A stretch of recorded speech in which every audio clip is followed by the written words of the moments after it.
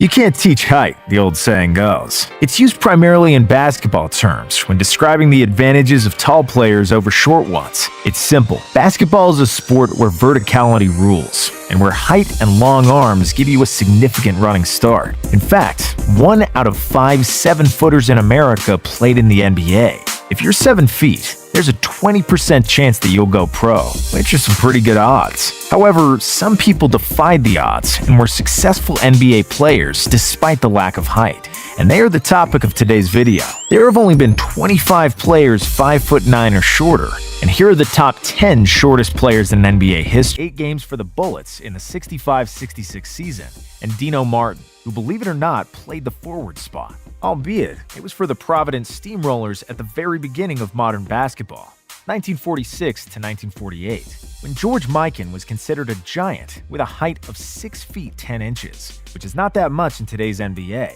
Unlike Martin and Somerset, Chris's career had lasted for a while, and he played meaningful minutes for the Hawks, Clippers, and Bucks across 8 seasons. Charlie's success story that all short players can aspire to achieve. Namely, it took Charlie 8 years to get to the NBA, as he played in the minor CBA league before signing with the Hawks at the age of 28. He was undrafted at the 1970 NBA draft and spent 7 seasons in the CBA, earning 2 MVPs in the process. When he got to the league, Chris was the oldest rookie and the smallest player in the entire league. He played in 418 games as an NBA pro, averaging a solid 8.5 points and 3.2 assists. Number 9. Keith "Mr." Jennings, 5'7". Keith Jennings was an outstanding college basketball player, playing for East Tennessee State University from 1987 to 1991.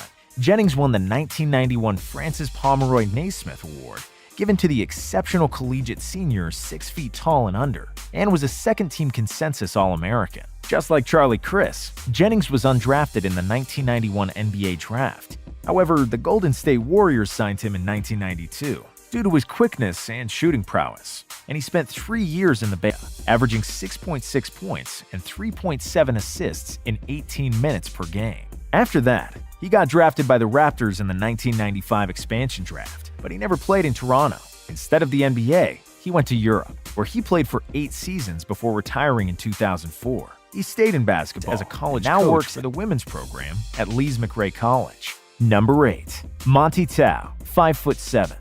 Another 5'7" guy, Monty Tao was a point guard in the NBA for 1 season, playing for the Denver Nuggets in 1976 to 1977 and appearing in 51 games. Like Keith Jennings, Tao was an excellent college player, and he also received the Francis Pomeroy Award for Best College Player under 6 feet. In 1974, he also won an NCAA championship as a starting point guard for. He was a dual sport athlete, as he also played baseball and could go pro in either sport. He ultimately chose basketball despite his size or lack thereof, and applied for both NBA and ABA drafts. The Hawks selected him in the NBA, and the Denver Nuggets in the ABA. He went to the Nuggets together with his college teammate David Thompson, the best college player at the time, and the man who would be one of the best scorers ever, get nicknamed Skywalker, and who would induct Michael Jordan into the Hall of Fame. Before he helped teary Michael Jordan enter the Hall and become an internet meme, David Thompson formed a formidable 1-2 punch with Tao, and they are credited for an invention of the alley-oop. Because dunking was illegal in college at the time, Tao lobbed the ball to Thompson near the basket, and he would softly lay it in, and what is now a pretty standard occurrence used to be revolutionary back in the 70s. Tao ended up playing 2 seasons for the Nuggets, first one in the ABA, and then one in the NBA after the ABA-NBA merger. He scored a modest 3 points and 2 assists per game in limited minutes. But hey, that's more than decent for a 5'7" and 150-pound white man in the pros. Number 7. Wataru Wat Misaka, 5'7". Another member of the 5'7" NBA club, Wataru was the first non-Caucasian player and first Asian player in the NBA. Remember that for pub quizzes. Wataru was playing for the New York Knicks during the 1947-1948 season, and he appeared at only 3 games and scored a grand total of 7 points. However, on sports reasons. Considering he was Japanese in the post-World War II America, his presence on the NBA court was of great significance for all Japanese and Asian citizens who maybe felt alienated after the war between 2 countries. Wataru served in the American Army during the war and said he felt torn inside. Still, after the war, he finished university and managed to win 2 championships for his University of Utah, where he graduated after the short stint with the Knicks. Then he got an invite to play for the Harlem Globetrotters, but declined it and chose to end his basketball chapter nearing. He was selected in the Utah Sports Hall of Fame in 1999. Number 6. Louis "Red" Klotz, 5'7". When I think of the name Red, the first thing that comes to mind is the character on that '70s show who used to say "dumbass" to Ashton Kutcher a lot.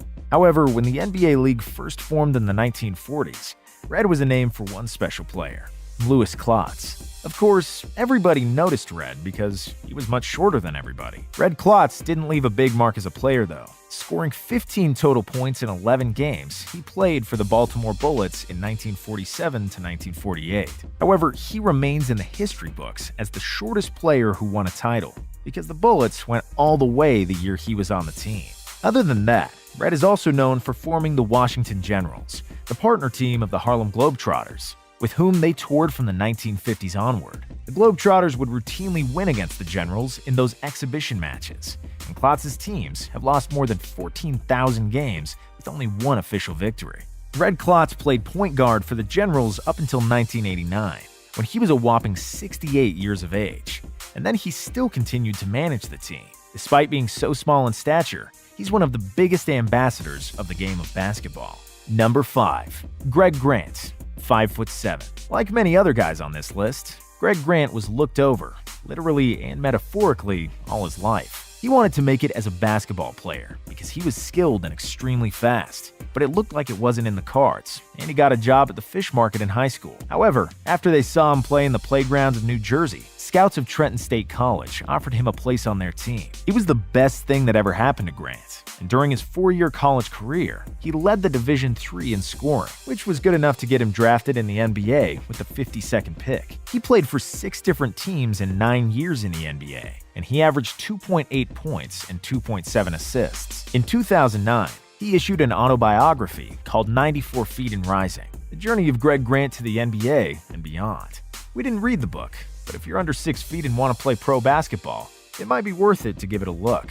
Number 4. Anthony "Spud" Webb, 5'7". The most famous 5'7" guy on the list is definitely Spud Webb. Unlike some of the other guys who only played for a short while, Spud made his mark in the league. He played for 4 teams in 814 games in 13 years, but the fans will remember him most during his days as an Atlanta Hawk. It was in the Hawks jersey that he made the impossible feat. In the 1986 Slam Dunk Contest, he did not only participate, but won the event against his teammate Dominique Wilkins, a 6'7" high-flying forward. Of course, Webb was the shortest player ever to win the Slam Dunk